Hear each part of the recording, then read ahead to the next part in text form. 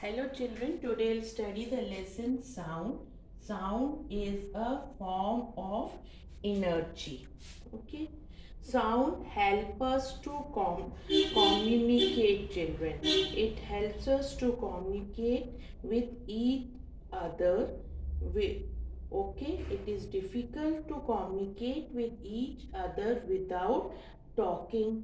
Several animals also communicate with each other through sound. Now we will discuss about how sound is produced. How sound is produced.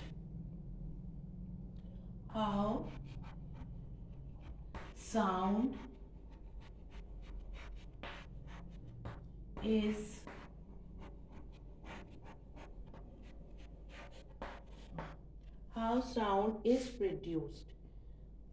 Just take a rubber band. Okay.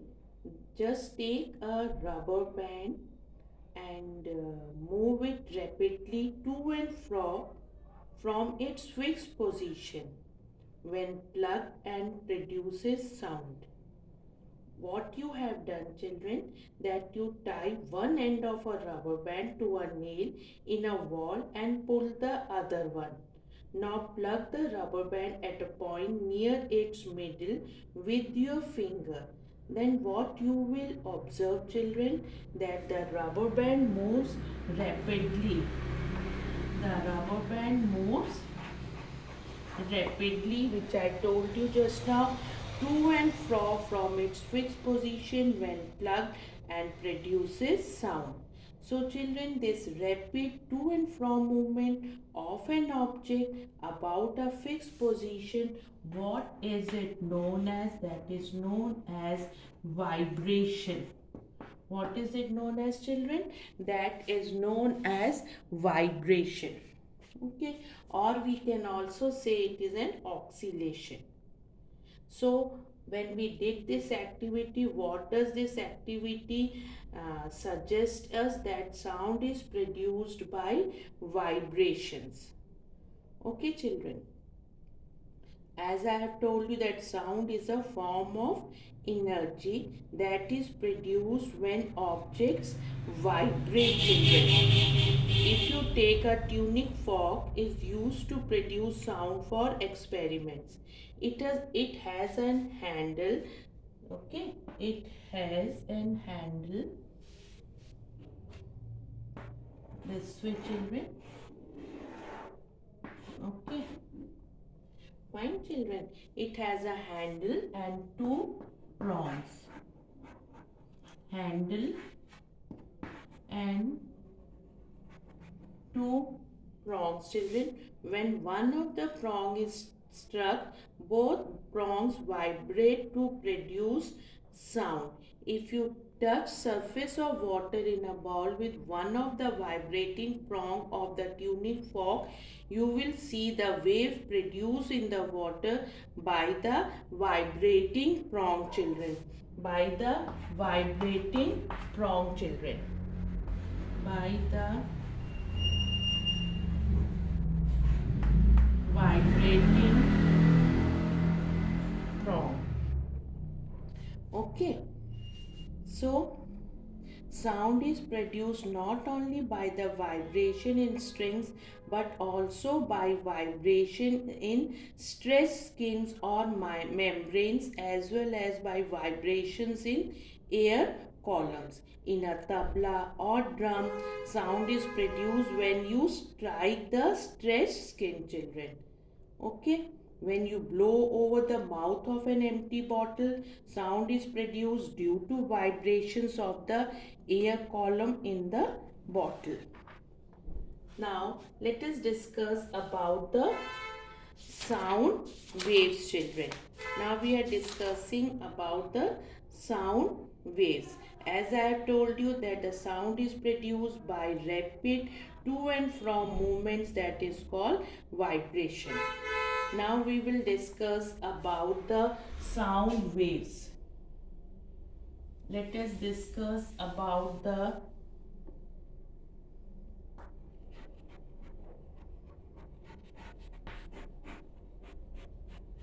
about the sound waves, children.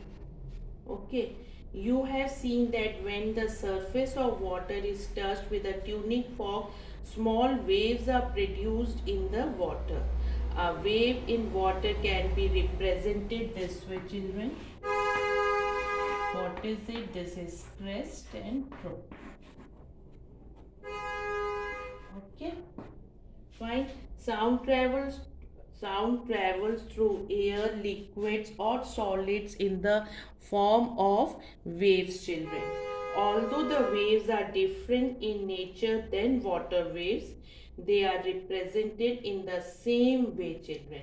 Okay, now we will discuss about the vibrations or oscillation by giving an example of an pendulum, children.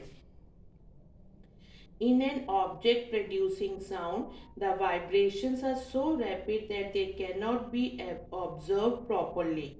You can produce slower vibrations by hanging a weight from a thread. This arrangement is called a pendulum. What do we call it, children? This is known as pendulum. Okay. The weight is called the bob of the pendulum. When undisturbed, pendulum stays in a fixed position. If you give the bob a push, it performs slow to and from movement. Which type of movement, children? To and to and to and from movements. What about the mean position? So this movement of a pendulum, what is it known as, children? That is known as oscillation. This is known as oscillation, children. Okay, now next we'll discuss about the amplitude. Now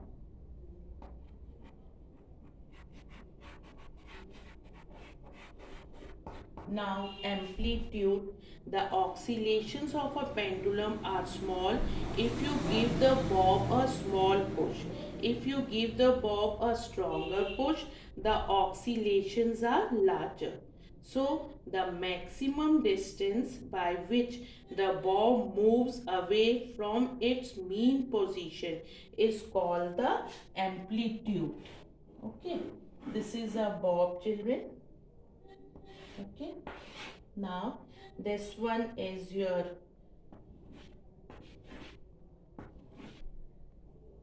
this is A O B. Fine, children. Now amplitude, this part is an amplitude. Large amplitude, if lesser displacement will be there, then a small amplitude will be there, children.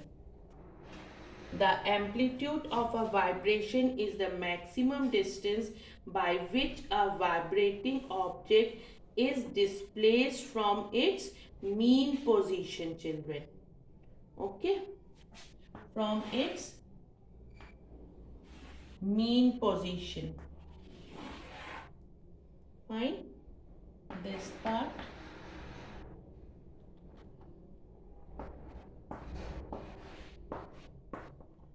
Okay, we are discussing about the pendulum, children. A C D and E, children. Okay, now in the wave A B C D, okay, A, then children C and E are the mean position. What are that, children?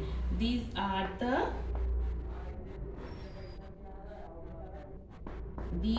the mean positions, and B and D are the extreme positions on the either side. Now the time period. Now about the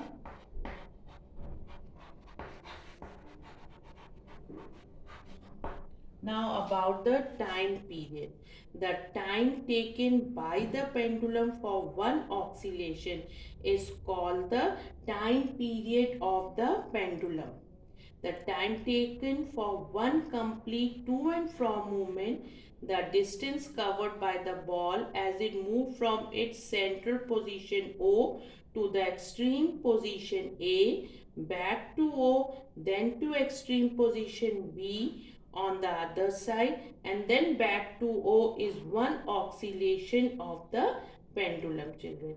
So the time taken by the pendulum for one oscillation is called the time period of the pendulum, children. Then about the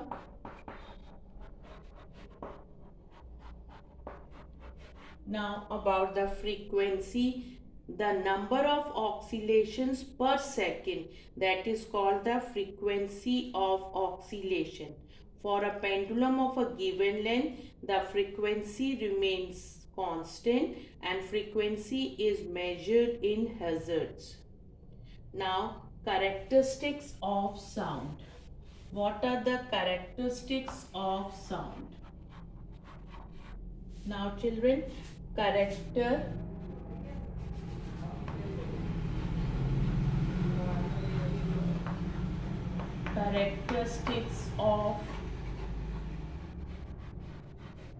characteristics of sound. The factors which make sound different from each other are called characteristics of sound, children. Now what are that, children? It is loudness, pitch,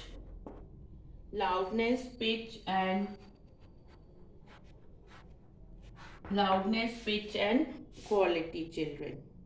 The loudness of the sound produced by a vibrating object depends on the amplitude of vibration, children. Then the pitch, the higher the frequency, the more high pitch the sound. And the quality, children, if the vibrating strings of a sitar and guitar are adjusted to give the same pitch and loudness, we can still distinguish their sound from one another. This is due to another characteristic of sound known as a quality, children.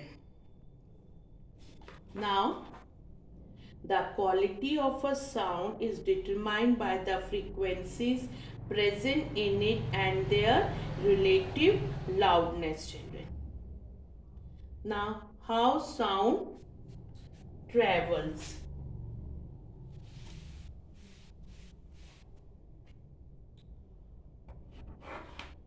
How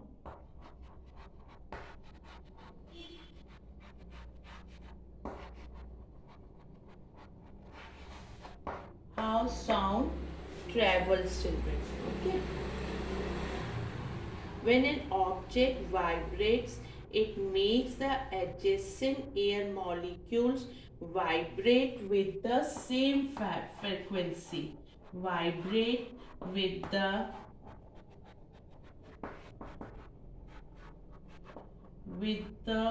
same frequency, children.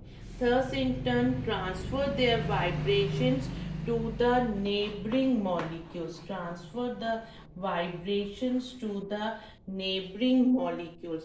And this process goes on, children. Waves of vibration travel all around from the vibrating object. Okay, this is similar to the waves are produced in water by a stone. Just as the water waves die out after some time, same way, children, the air waves also die out after traveling some distance.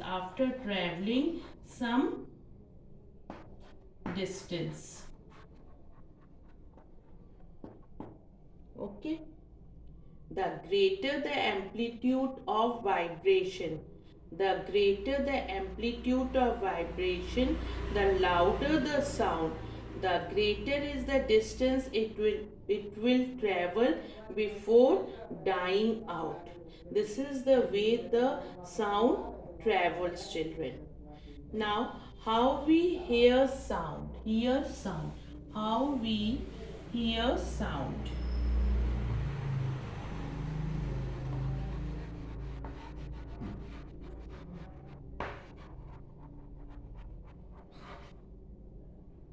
Our ears are sensory organs that help us to hear sound. Only its outer portion can be seen, and children, the rest of the delicate ear is buried deep inside the skull.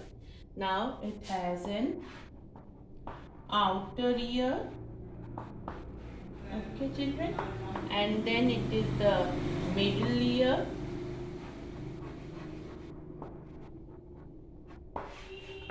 outer ear, middle ear, and inner ear. Outer ear consists of the visible outer part of the ear called as pinna. Okay, and the ear tube. The eardrum is tightly stretched membrane that separates the outer ear from the middle ear. This is about the ear drum, children. Okay, now middle ear, it consists of three very tiny interlocked bones. Interlocked bones, children. The innermost bone is connected to the inner ear through a tiny window.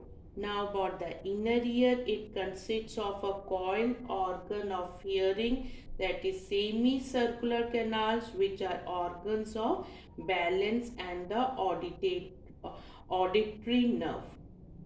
Now, what happens? A vibrating object causes air molecules to vibrate. Air molecules to